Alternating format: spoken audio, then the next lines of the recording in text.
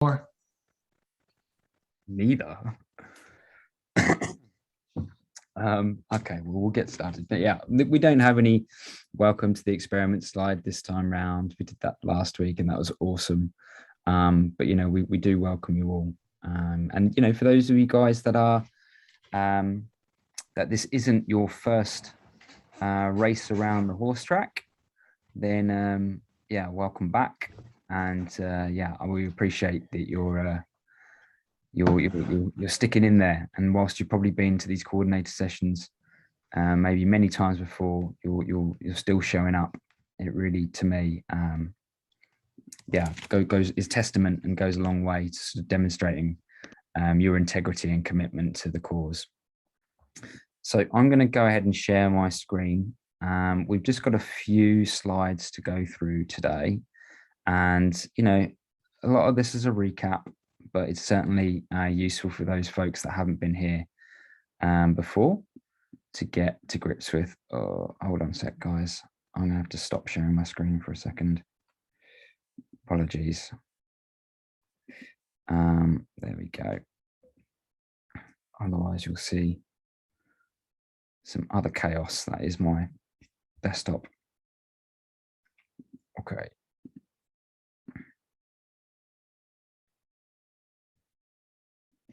Nearly there. Why is that not opening?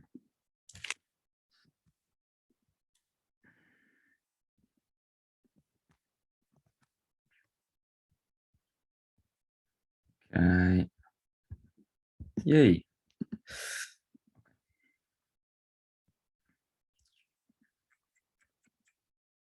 Great. Everybody can see this? Yay. Awesome, awesome, awesome. So, yeah, very quick orientation slide.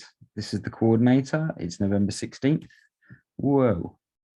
Skipped a few 1,000 slides.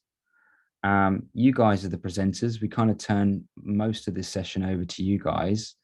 For those of you that haven't been here before, the intention of this coordinator sessions is really, first of all, to allow you an opportunity to tell each other about your progress and ask any questions, hopefully in smallish groups.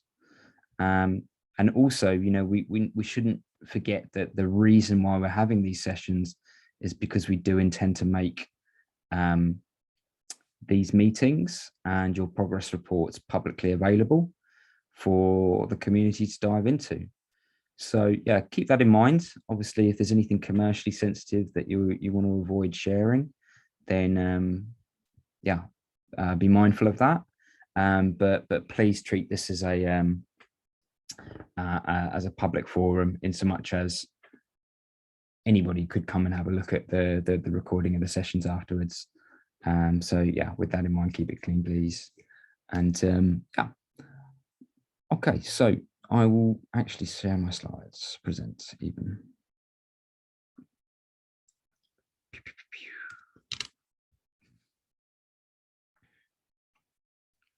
Okay, so we've done the welcome. You guys have welcomed our new coordinator members. Congratulations once again. And we're just going to have a really quick recap on the progress report, return on intention, and a somewhat new addition to this process, which is the end of project report. Khaled's going to give a very, very quick overview of that. Certainly the end of project report, Khaled. Hopefully you can just maybe even just we'll show 30 seconds of the video commentary that we got as well, just to give, or maybe a minute, just so people are aware of what it looks like, or what we're beginning to receive.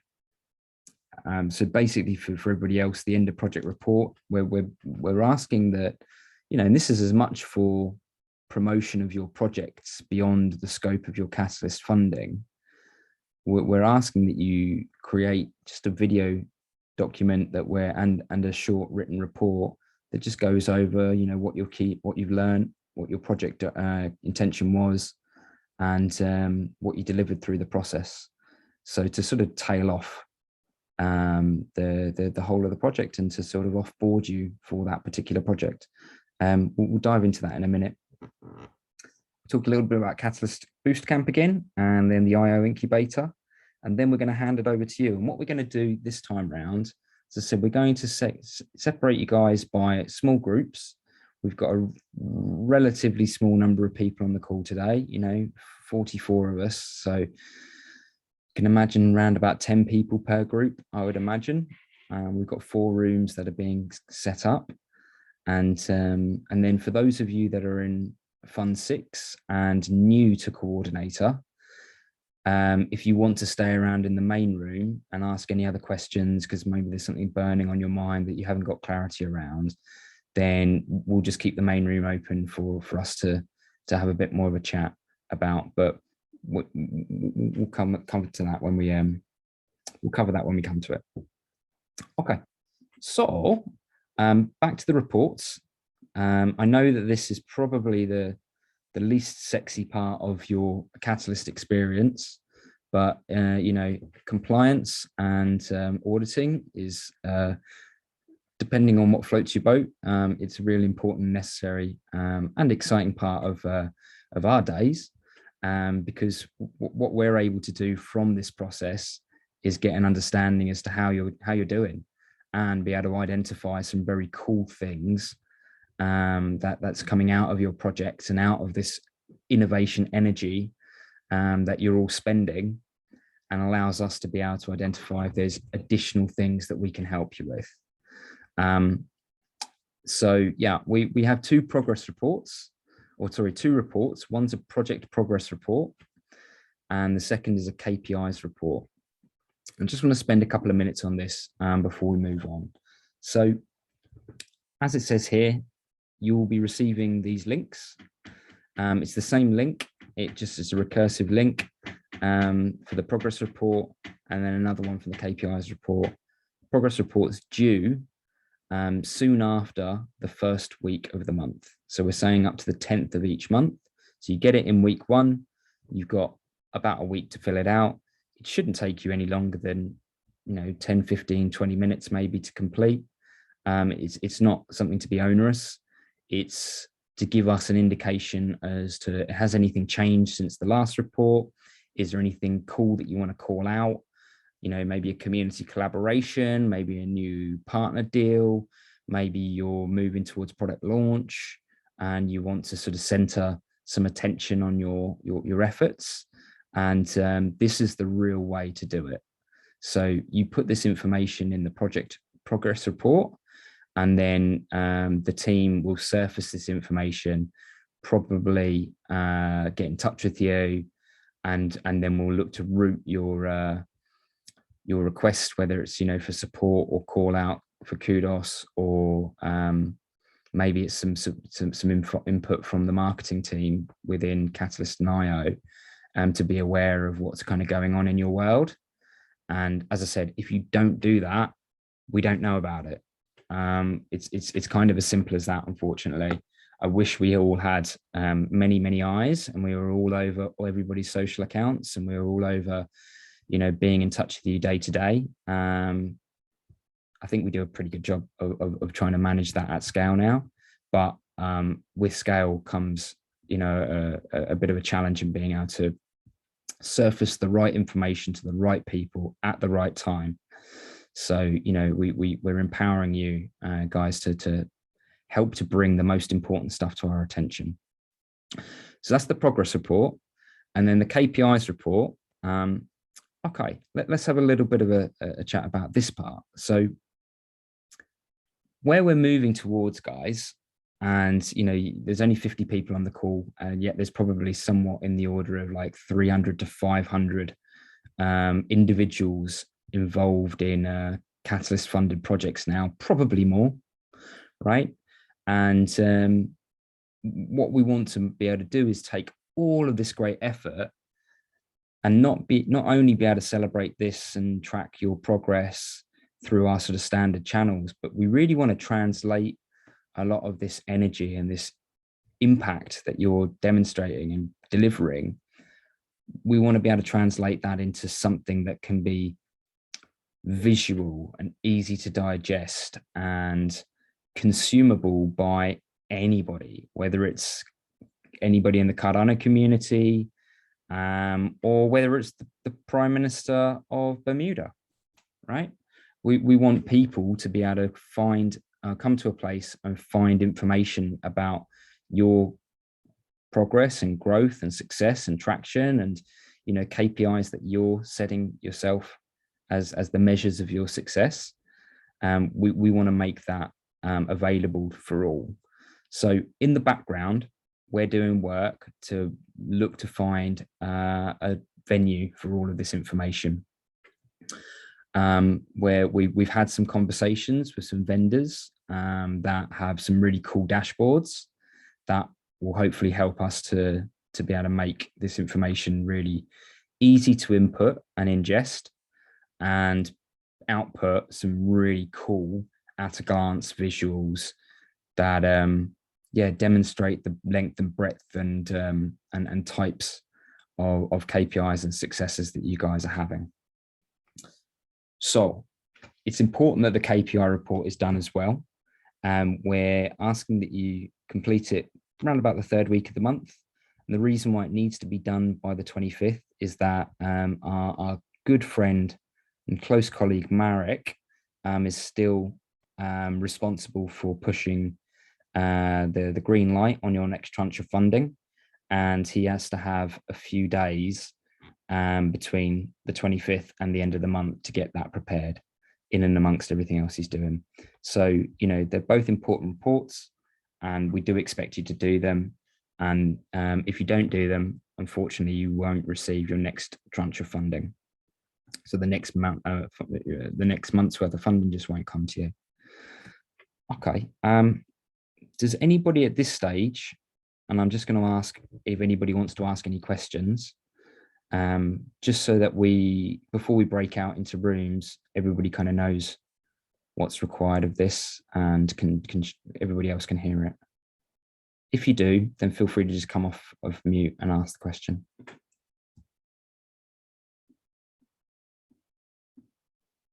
Chris, I have a quick question. Sure. Would it be possible for the report, for the KPIs, if we were able to have a drop-down menu, and then perhaps we could sort of, you know, I might be using somebody else's KPI, for example, that I never thought of. Would that be a good idea? Yeah, actually, I'll tell you what, who was that from, sir, by the way? It was Jeff from Cardano Outreach. Hey, Jeff. Hey, Jeff. Sorry, I didn't see your face there. So actually, it's a really, really timely question, because hopefully, one of the requisites for the solution that we'll be looking for will be to make it super easy for you guys to sort of input your KPIs. And so what I would imagine that solution would need to do would be to already have the world's breadth of KPIs already ingested into it, so that you can then just select what it is, or some easy input that then, you know, hopefully is able to be recycled and used by others. So to answer your question in short, not yet. Like, we don't have a drop-down menu yet, because we're using a really crude, rudimentary Google form for this effort. But the next instantiation of this process will hopefully address that and make it a lot simpler. Good question, Jeff. Anybody else got any thoughts or feelings that they want to raise at this point? Questions before I move on? This is Nori with Samination. I just dropped a question in chat, but I was wondering if the KPIs would be available at any point for the community to mine and use and report on different slices and stuff. I think that could be a really powerful tool to open up. Yeah, absolutely. And I mean, you know, this is to come back to part of the reason for this is, yeah, we want to be able to make most of this effort, whether it's progress reports and KPI tracking. We want to make that available to the public, right? And when I say we, I don't just mean IOG. I mean, I think that's the sort of intention and the appetite for everybody in the coordinator, right? Like, you know, you want to be able to report your successes and your progress and be able to demonstrate that return on intention, and that, you know, choosing you guys was a good idea in the first place. So absolutely, we intend to be able to make this data available for mining. but you just might need to bear with us a little bit whilst we whilst we do some of the under the hood work to make that possible.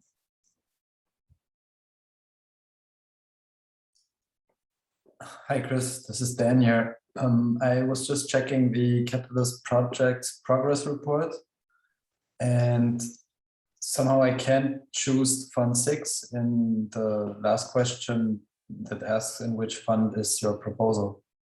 Maybe you need to update this, or do we get a new form? Thanks, Dan. Well, now that you've mentioned it, we're on it. Awesome, thanks. You're very welcome. Very, very welcome. Okay, any other final thoughts or questions before we move on? Yes, when are Fund 6 reporting starting? Is it going to start at the 25th of this month or start the month after?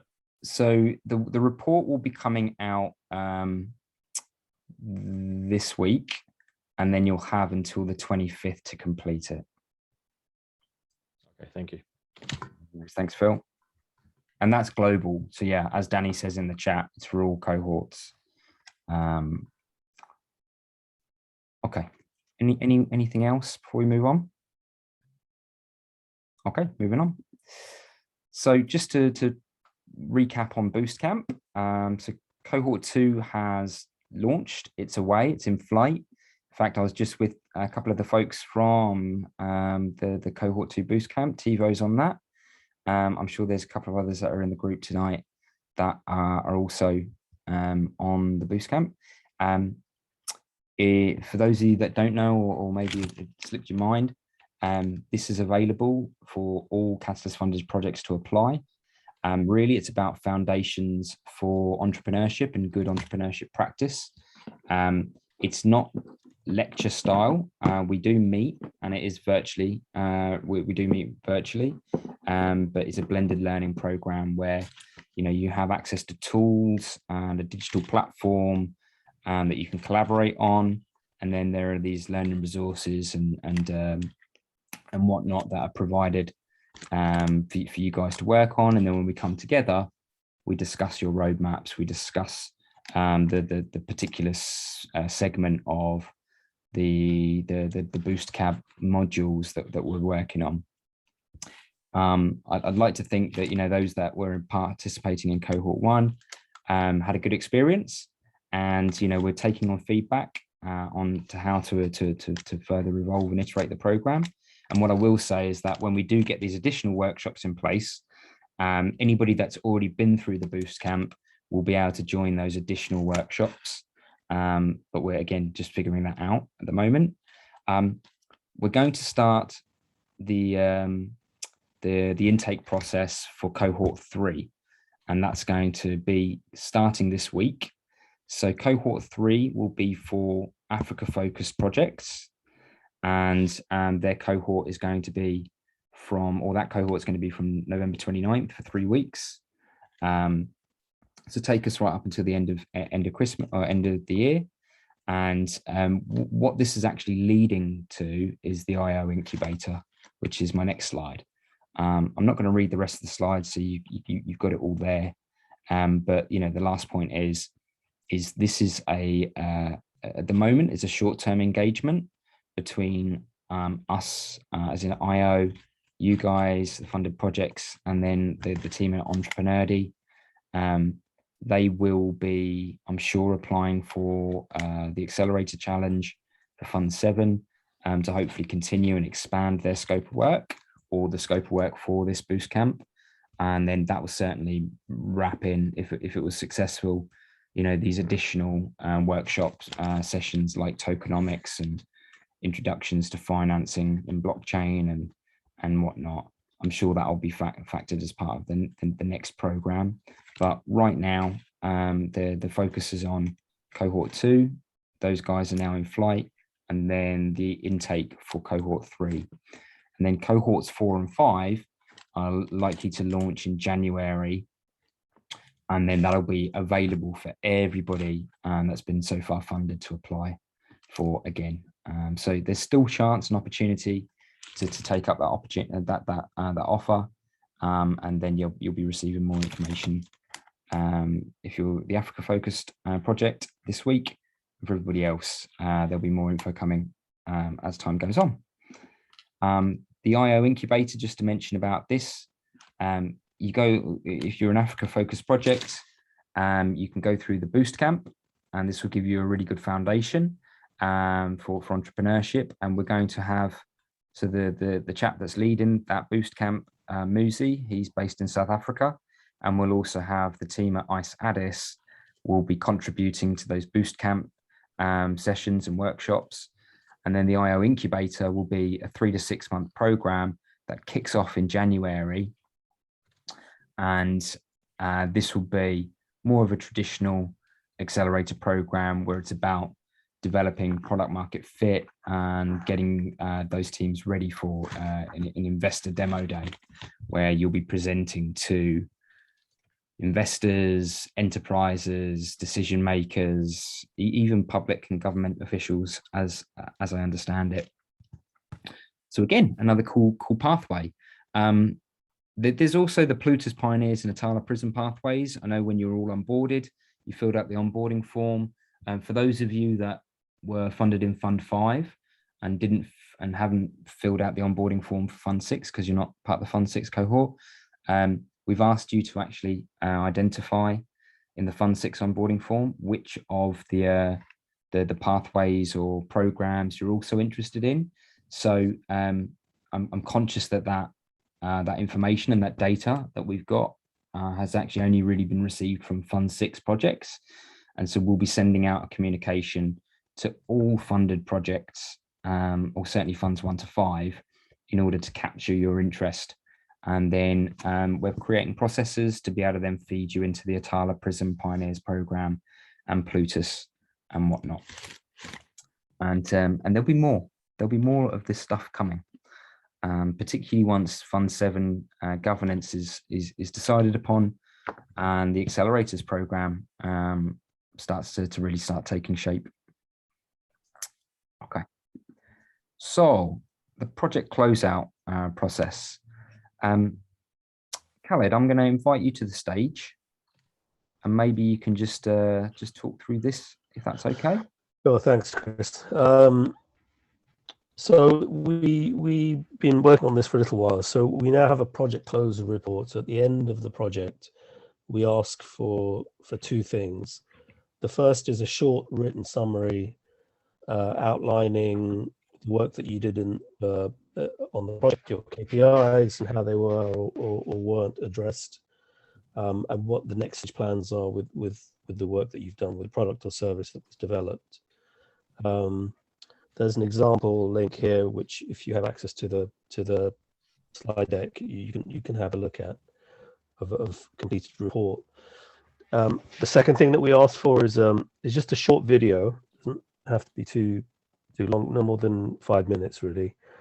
Just showing us what you've done and talking about what you've developed, how it works, and some indication of, again, what was positive, what you achieved.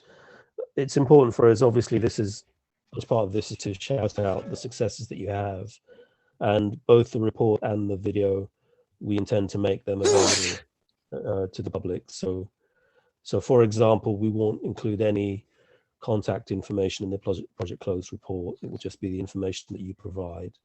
And there's a little note at the beginning as well to just let you know about that. What we're looking for is that these are provided within 4 weeks of the end of the project. And if at any time there's any issues with that, then just if you let myself or one of you know, we can help you through them. That's it really. And they're an important part of our process because it allows us to offboard you, and it means you don't have to carry on reporting after that. That's it. Does anybody have any questions on that?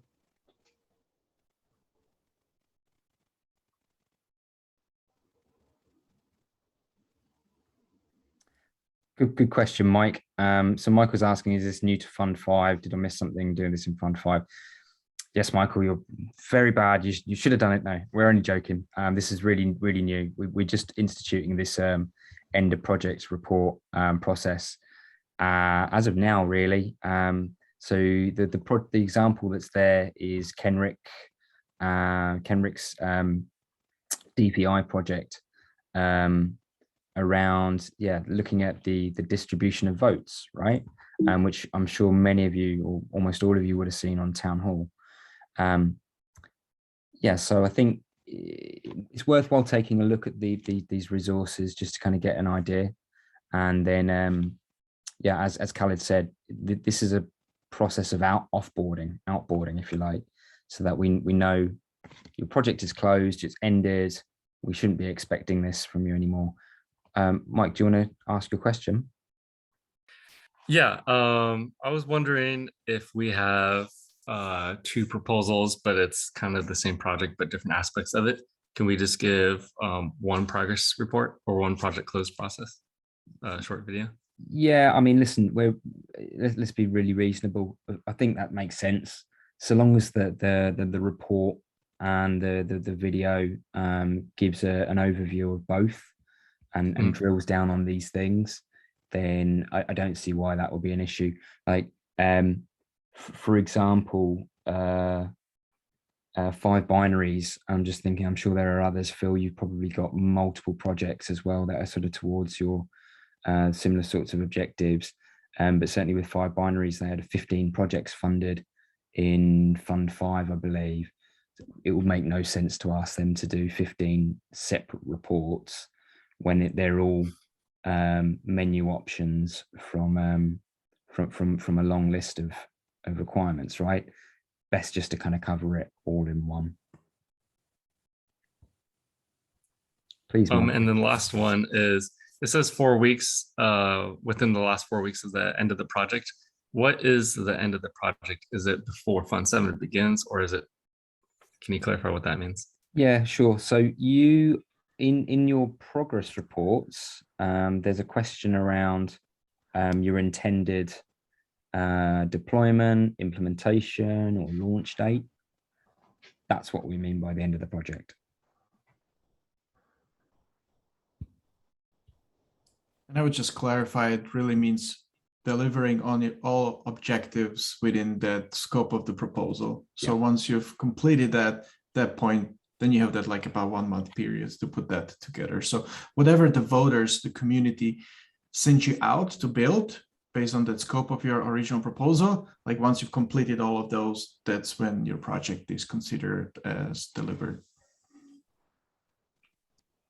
And again, just to build upon that, that's what we would expect that closeout report and video to sort of showcase, is like, how have you achieved what you set out to achieve and within the scope of the project that the community has voted you for, or voted for you on. And then, we would love to be able to, like, imagine this, to just in a few weeks, or, soon into the new year, we may have some sort of front end landing page, or maybe there's community solutions where we can kind of create a bit of a destination around all of these great projects. And then, it's not going to take very long before there's an awful lot of good stuff that is there to be consumed.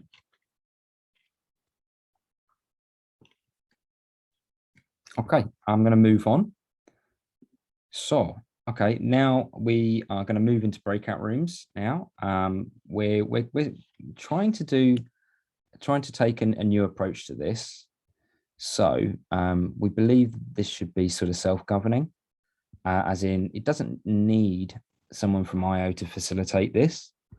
And, as we grow in scale and scope and size, it's more important to hand controls over to you guys, certainly for this. So what we'd like you to do is to nominate which of these 4 rooms you sort of sit best in: Dev ecosystem, dApps and integrations, Catalyst communities outreach, which I think you could consider as being sort of anything that's towards the marketing or communications or proposer outreach, value onboarding. And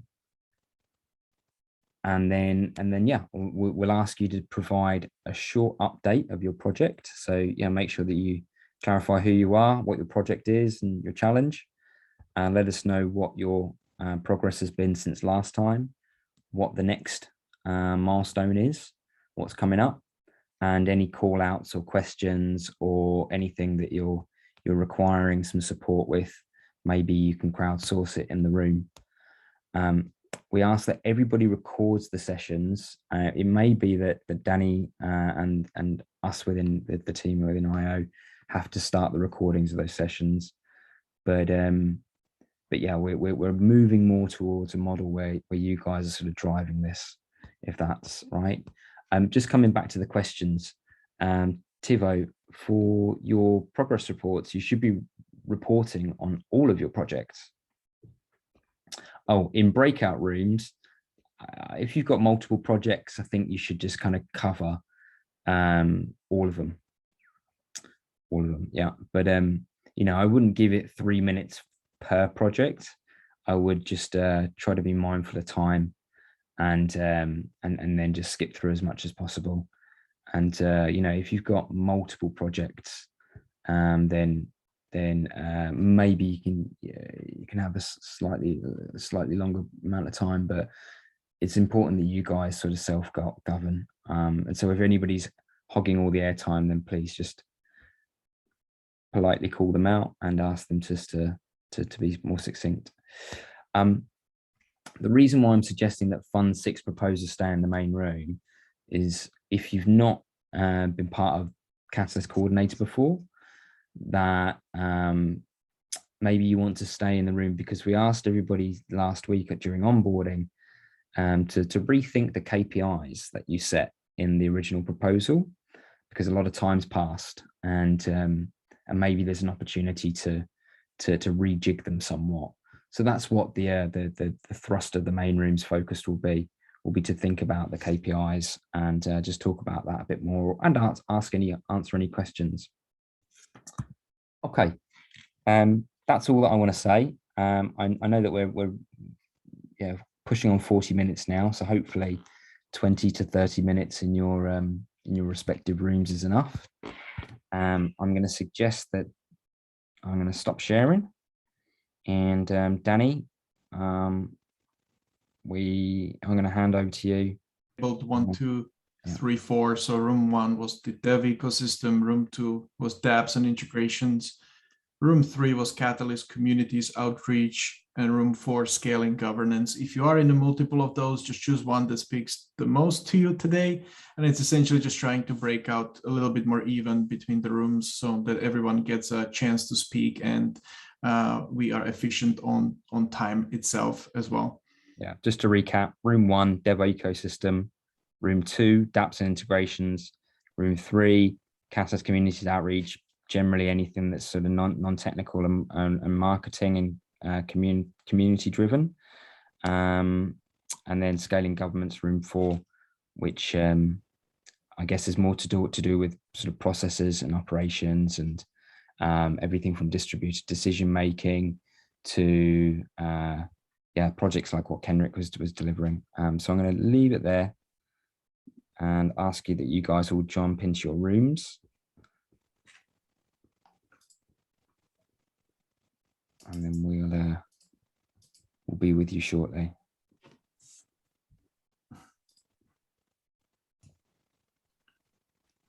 And then anybody. Yeah, go ahead. Oh, Sorry. I was just going to say, anybody that's not been part of the coordinator before, you're new to Catalyst Fund 6, and you've got. I would just suggest that you just hang around here, and then we'll run through some ideas.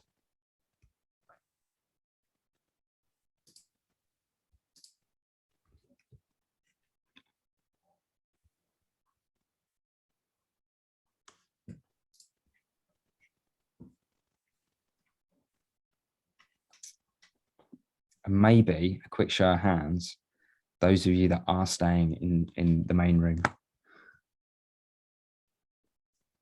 just so that we can be clear.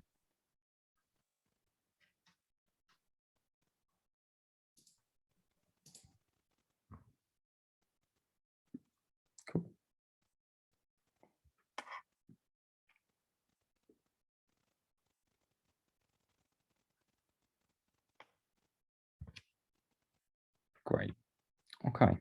So to give it another minute or so. Everybody that is needing to jump into a room, please dive in there now.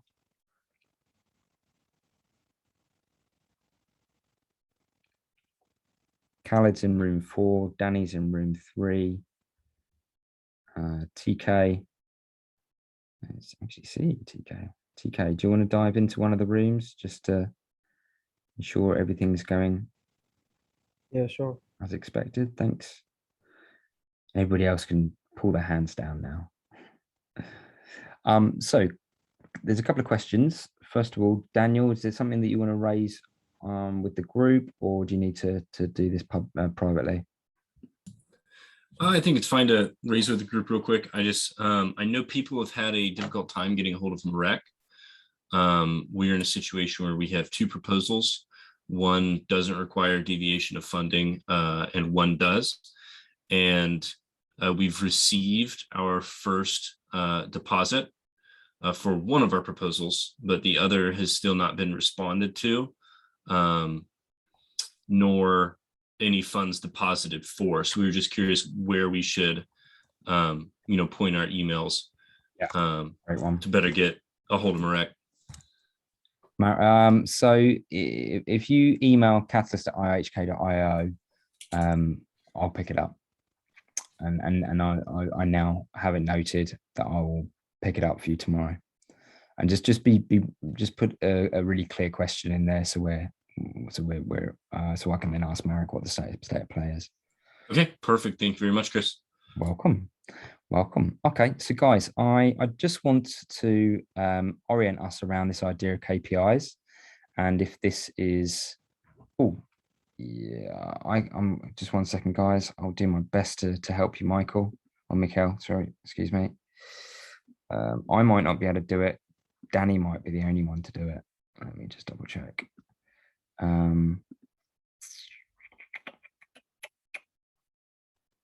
Okay, I'm gonna. Mikhail, could you jump into the room that Danny's in and just message him privately, or message him and ask him to give it to you, because I can't do that, unfortunately. Ask him there. Sorry to interrupt. Bye, guys. No, you're welcome. You're welcome.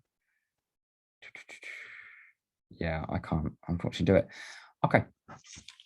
So, last week we discussed this idea that, what we proposed was going to be the measure success on day, minus 90 might be different to what actually happens on day 1, and actually what you're able to do on day 180 in terms of reporting. I say minus 90 because, we're thinking about the time when maybe you first came up with a proposal to the point where then it was voted for. The world can change, right? And the more and more time that goes on, maybe the more thought you've given to your projects, and maybe there were just some metrics in the original KPIs that actually just aren't really measurable or trackable during the scope of the funding, and they actually really only come online and start delivering any data once the project is out of the scope of funding, i.e. it's out there in the real world, perhaps. So I've got a really crude but effective slide to show you, and I'm sure most of you have probably come across this stuff first of all. But before we kind of dive into that, I just want to ask, has anybody had an opportunity to sort of rethink what they proposed as their KPIs? Has it made any material difference to how you think about tracking progress? Nori, you've got your hand up. Yeah, based on what you mentioned last time, I think a lot of people, including myself, have a tendency to look at what I would call output metrics, which are the success criteria and all of that kind of stuff and that you won't really understand until you get to the end of the project. So updating on those weekly, it doesn't change because you've had all these success criteria set out as your KPIs. So at my current company, we think about things in input metrics and output metrics. And inputs are the metrics you track, that are the things that you do that drive to the outputs. And that's often an easier way to measure progress through things is you're adding metrics that track the inputs to your success rather than the outputs. So it's also called leading and lagging indicators. So that's allowed me to go back and kind of rethink things in that vein, but it's still hard because you don't naturally go into that mode. Like if your ultimate goal is to say increase the number of Catalyst proposals from my local community by 100%, then the input metrics would be having to have meetups and educate people on Catalyst and get them excited about it. And there's all sorts of those things that lead into that outcome. And those are the things that I'm really currently thinking about how to track that on a week-to-week basis so that I have something that I'm showing it's the input side. That's awesome. And yeah, I don't think you could have put it better, that it's about the input metrics lead to the outputs, right? Yeah, so I'd encourage everybody to have a think about that if you haven't started really looking at what you proposed initially. Vanessa, I saw that you had your hand up next. Yeah, just that I think when a lot of us submitted our proposals in the first place, certainly in our challenge, which was scale up community hubs, it kind of steered you a bit towards thinking at 3 months, 6 months and 12 months. And I think it's just a matter of refining it a little bit and looking at things that happen in that first 3 months and kind of making it a bit more granular. But also the project I'm working on, Homeless Hub, it is a co-produced participatory community project. So I'm refining the KPIs by talking to the participants, which I think is really important for that type of project. Oh, super interesting. And yeah, really interesting to also note that, yeah, when you start the process, it's natural to think about, the roadmap being well outside of the scope of what the funding is, right? And, so you should. But yeah, in terms of being able to then create data and points of reference that, you're able to then demonstrate how you're moving towards those sorts of outcomes that you're looking for. Yeah, the short-term thinking is quite important. And yeah, I'm looking forward to learning a bit more about Homeless Hub as well. I've been involved with Crisis for quite some time.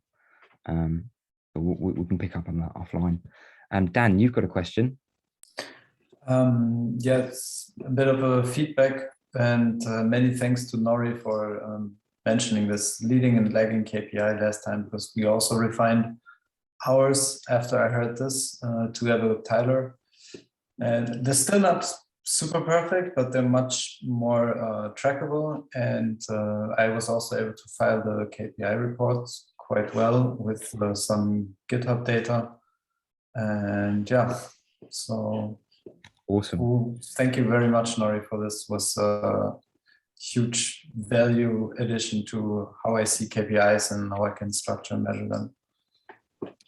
Yeah, I mean, I guess, the question really that I have to build on that is like, has it been a useful point in time as the project starting to give yourselves some bandwidth and some freedom to rethink things somewhat? I mean, certainly not in terms of the scope of what you've been funded to deliver, but how you go about thinking about success. It's kind of an open question. And Dan, since you're still here, why don't you answer it and see if anybody yeah, I mean, definitely. As I mentioned, Nori dropped this leading and lagging KPI when you guys told us to rethink this, and this led to a complete rethinking and restructuring also of how we go about with the project, how we approach measuring it, and then even how we approach setting it up. So it was really helpful to do this from my point of view. Anybody else got any thoughts and feelings about how this is relating to their project? Go for it. Yeah. Did you say me, Chris? Yes, please. Sorry. Okay. Yeah, I was just touch on the leading and lagging KPIs, and I think structuring it that way, it allows you kind of predict what sort of actions might lead to success, and then you can measure that as you're doing it, and it also gives you a chance to modify your leading KPIs if it turns out like maybe what you think that was going to be successful, it just isn't actually leading to any sort of traction. It's like, wait a second, maybe we need to rethink this particular leading KPI and do something differently. So it's a chance to like while you're in the process, kind of modify and change it so to have more success as you actually complete the project. Yeah, awesome. Thanks, Tyler. Yeah, I mean, yeah, so the slide that I'm going to show is kind of pale in comparison to this idea of leading and lagging indicators, and it's pretty crude. I'm going to say so, but there we go. Getting smart about KPIs. Ugh, if you just took yourselves off mute, I can hear the groans already. But you know, this is something that I've used in other organizations that just help to give some sort of another way of framing things. I don't think they're useful in every single instance of wanting to kind of create some metrics and indicators of performance, but I think they generally give a good summary of some of the kind of guiding points and principles on how to sort of think about this. So it's called SMART because it's broken down into specific, measurable, achievable, relevant, and time bound. So like, you know, I guess if we take, you know, the context that Vanessa had sort of suggested of, you know, when we wrote the proposal, you guys were sort of thinking about sort of success criteria 3 to 6 to 12 months out. Well, that's great. But, you know, if we're thinking about how you report on the 12-month goals, you know, we certainly don't want to have to hold you over a barrel to complete project reports for 12 months in order to get the right sort of data that you sort of said you were going to produce at the start when you first applied. But, you know, we do certainly want us to be able to think about, well, how does this impact our ability to communicate our project ideas and our project achievements within the relatively short period the project is live for with the Catalyst funding. And so, yeah, there's a couple of links there that I think the YouTube link is really interesting as well. It kind of separates a good TED talk and it separates out, you know, measurability of different sort of business goals and different ways to think about it. I certainly don't want to give you a lesson in how to create smart metrics. That's certainly not the intention here. Obviously, these slides are available for everybody. But I thought, you know, if this is something that isn't something you've done much before, it's always useful to have frames to work within, right? And some guiding principles. I think that I love the idea of leading and lagging, how these are inputs to get to outputs. And then, I think they even dovetail nicely into then further segmenting them by asking the questions, you know, is this something that's specific enough? Is it measurable? Is it realistic and achievable within the time frame? That kind of thing. So, you know, they're not mutually exclusive is what I'm saying. I think you can probably use these ideas of input and output KPIs alongside asking the questions that sort of the SMART framework invites you to consider. Vanessa, you got your hand up? Yeah, while we're talking about frameworks and different ways of approaching it, a framework that we're finding quite useful at the moment, which might not suit everyone's project, but it might do, is theory of change. I don't know if anybody's come across that, yes. But it's just quite a cool approach. You start off by looking at what change you want to create and you work backwards to look at what has to happen to make that happen. And I think, you know, maybe for some projects it's not quite what you're after, but we have found it really quite cool. And that's one of the things we've been doing the last couple of weeks, is working on our theory of change. So Google it and have a look if you think it might appeal to you. Yeah, I love that. Vanessa, this is something that I've built into, and I'll tell you, I built this into being a part of Catalyst strategy, which I need to get sign off for yet. But essentially, to give some broad brush context to everybody else, guys.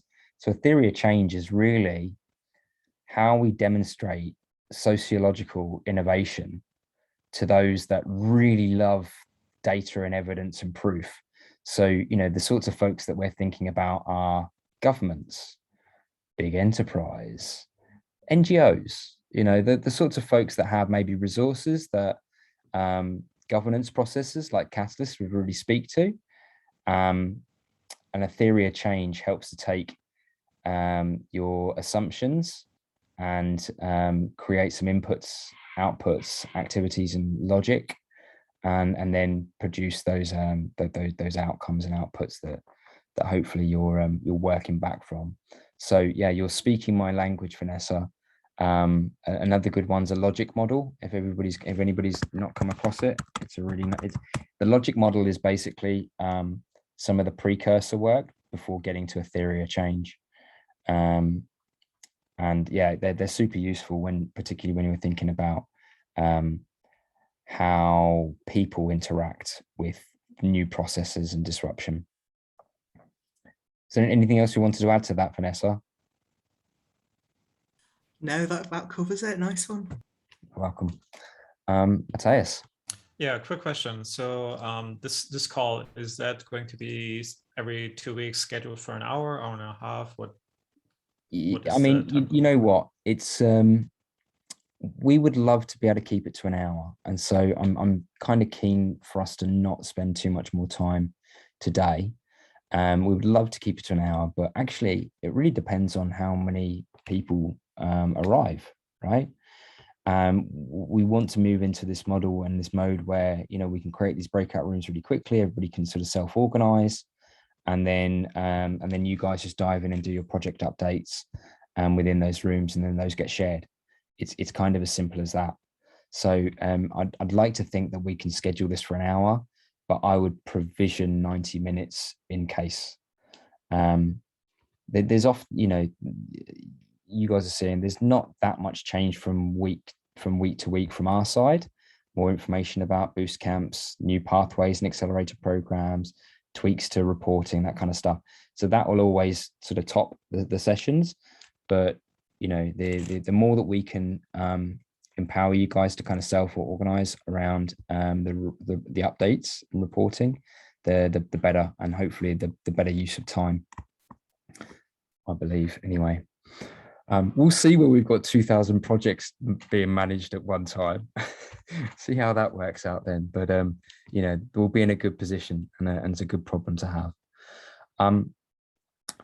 So I think that really concludes this session. The reason why I haven't handed over to the Fund 6 folks to give their progress report updates is because I don't imagine there's much progress that's been made since onboarding, right? And that's fine. No one's expecting you to have moved mountains, unless you've already been funded for previous projects. Then you should be moving mountains, right? No, we're only joking. The point is like we appreciate that, you know, it takes a bit of time to get started. The funding's only just started coming through, right? There's a little bit of jostling to try and get things kicked off. And that's fine. There's certainly not much to report in terms of KPIs for you guys that have just joined us. That's for certain. So we're not having any unreasonable expectations. But yeah, maybe just as a sort of point of note and some thoughts for next time. When you do come to give us your sort of project updates, for those of you that are new to the coordinator, what we don't really want at this stage is a big rundown on the scope of the project, because then we just eat into time. So it's just really important just to think about what milestone am I heading towards, and what's the next part after that, right? And that's all that we really ask of you. Anybody else can dive into the fund results and your idea scale proposals. And, you know, hopefully as you're sort of, separating and sort of self-organizing in these smaller groups, you just get to know each other a bit better, right? And then, you know, you can ask about each other's progress and projects outside of what you report offline. And I'd encourage you guys to do that, right? There's just so much strength in this community, but still there aren't as many connections between you guys as we would like to see. So the more that you can take the initiative and start working together on that, and, you know, a lot of you do, I'm certainly not saying that you don't, because you absolutely do. And, the more that you can take the initiative to kind of do that.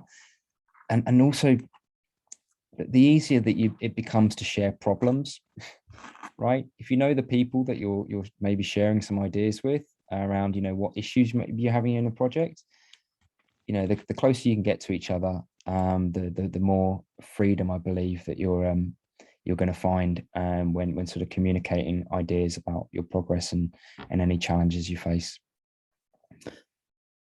Okay. Well, I'm a minute over. I hope everybody has a great rest of the day or evening or certainly Tuesday. I'm sure I'll see most of you tomorrow. And yeah, any questions, feel free to ping me direct at chris.baird@. Oops, I'll put that for everybody. And anything that's sort of general that you need some support with, then put it in the catalyst at iohk.io email, and then I'll pick it up or one of the team will. Other than that, I'll leave you to it, guys. Thanks for everything, everybody. Bye, everyone. Bye-bye. Thank you, man. Bye-bye. Ciao. Thank you. Thank you, guys. Yeah, See you. Bye, everybody. Bye.